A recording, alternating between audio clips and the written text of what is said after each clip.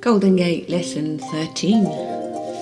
Some of you who have followed me so far in this course may be thinking, there is so much in the lessons about improving one's job or changing one's district, but I can do none of these things. I am firmly tied just where I am.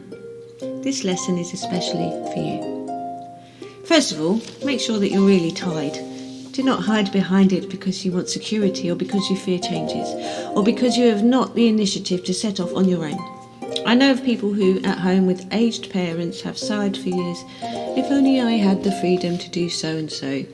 But when the old people have died, and the freed person has then quickly tied himself or herself up with somebody else, then started to sigh for freedom all over again. This is no isolated incident. I can think of half a dozen people right now who have done just that. Some of them are still doing it. So make sure that you are really tied, that either through definite arrangements or definite promises or a feeling of duty or obligation you must remain for the present. If you are sure it is so, then proceed in this way. You want good fortune, but how? Do you want to work at something you feel you have a gift to do well? Do you want to travel in search of your real work and adventure, and will not draw back when the way opens? Do you want to meet more people and perhaps find your dreams fulfillment in social work? Whatever it is, you will have recorded it all in your notebook by now. Read it over again and see if you still feel quite just the same about it. If you do, then it is quite likely that it is your way, for an enduring desire is usually a good guide. However much a prisoner you may feel in your present circumstances, be assured that you are by no means a prisoner in your thoughts. You can travel all over the world in your mind. You can circle the globe, soar up to the planets, sink into the very centre of the earth, rise to planes of consciousness which no mere land traveller can know. You can too have a wide love for humanity. Your thoughts can sweep out in sympathy to the very ends of the earth and link up with people of all races, colours and creeds. A man may be a great traveller, yet have an unfriendly, cramped, suspicious attitude towards his fellow men. This man gains nothing worth having from his travels, for he only sees things, while the friendly, tolerant man sees hearts. There is infinite variety, humour, wisdom and interest in the human heart. A man who is loving, tolerant, interested and friendly in his mental attitude towards his fellow men has a vastly wider and wiser life, even though he may rarely see another human being, than the indrawn, cold-hearted man. Get the idea of wide spaces, of freedom. The world today, with its television, radio, books, films and almost universal education, was never more conducive to freedom. Not one of us is so great a prisoner that he or she cannot enjoy a full, free life, teeming with interest and growth. Do you want a scope for your talents? Then spend this waiting time in developing them still more. Look at all the specialised training that one can secure in correspondence courses, the books of an educational nature one can borrow free of charge from the public libraries, the talks on a variety of subjects on the radio, the lessons in foreign languages, history, geography, even physical training lessons that are sometimes televised and broadcast. Are you interested in world affairs? Look at your radio programmes and see all the experts to whom you can listen in the privacy of your own home.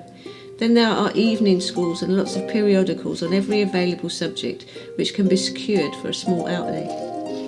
Yes, the world, even in the confines of your own home, is calling you, and it is willing to come right into that home, offering you breadth of outlook, knowledge and the fruit of its experience.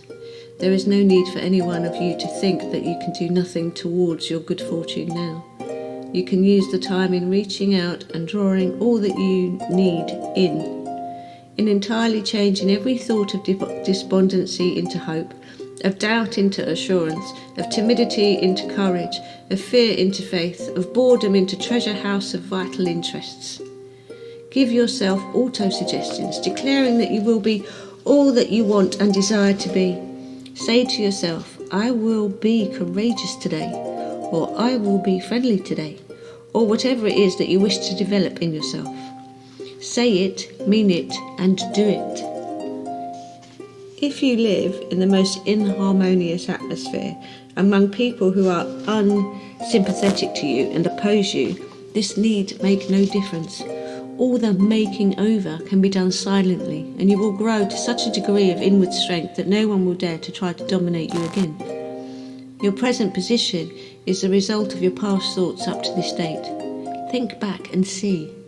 Remember how often you have felt timid and have given in to somebody against your better judgment, when your own inner self warned you to stand firm.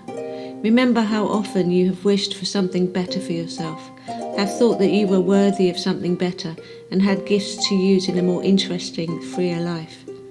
But what have you done about it? You have made a few feeble spasmodic efforts, and then have found you couldn't be bothered to make the effort. You prisoners and tied ones are like birds in cages who look wistfully through the bars at the outside world. Yet if the cage door was suddenly opened, you would draw back. You wish for a better life, but won't make any effort to go to meet it. Or else you sit in your cages and dream of the kind of outside life you want. You insist that you must have the best, immediately. Your freedom must be much better than that which you see others enjoying, and until you get it, you will just stay in your cage. It is as though a caged bird saw a sparrow fluttering happily in a garden. "Come and join me," the sparrow invited. "I will open the door." "What, and just live like you do in that tiny garden?" queries the caged bird scornfully. "No, thank you. I want to soar up to the mountain top and join my life so that with the eagles." Poor caged bird, he doesn't know that his cramped wings would not even carry him as far as the sparrow. But if he was content with a little freedom first and used that, he would soon be able to follow his inclination and fly beyond the garden walls. Beware then of remaining in your cage and making your desire for the very best that you can conceive into an alibi. You will become a mere dreamer that way and get nowhere.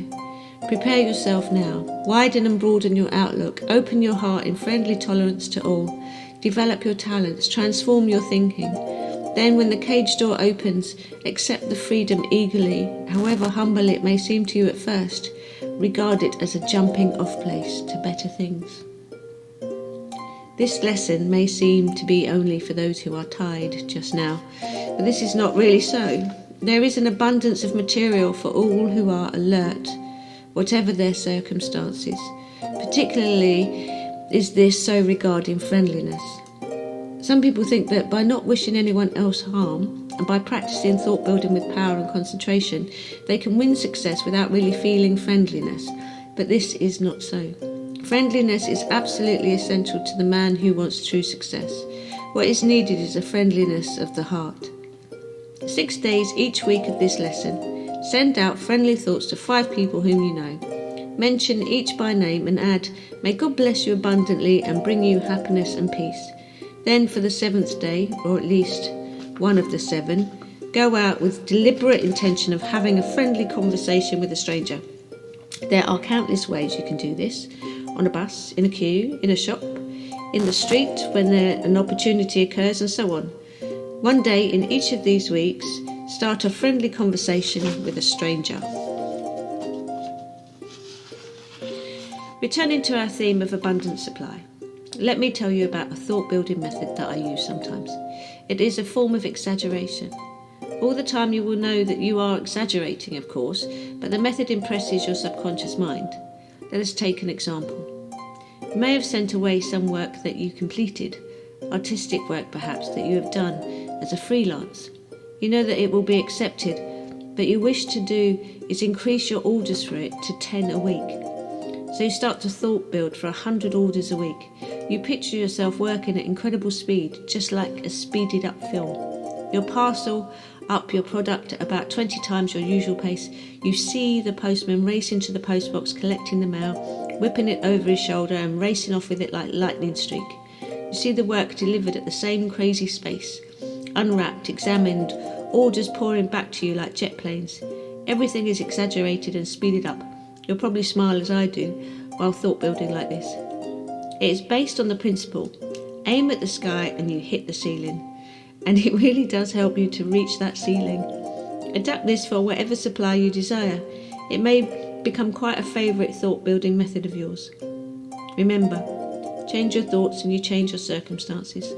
You have 4 more weeks to practice prosperity thinking. By then, it should be a habit.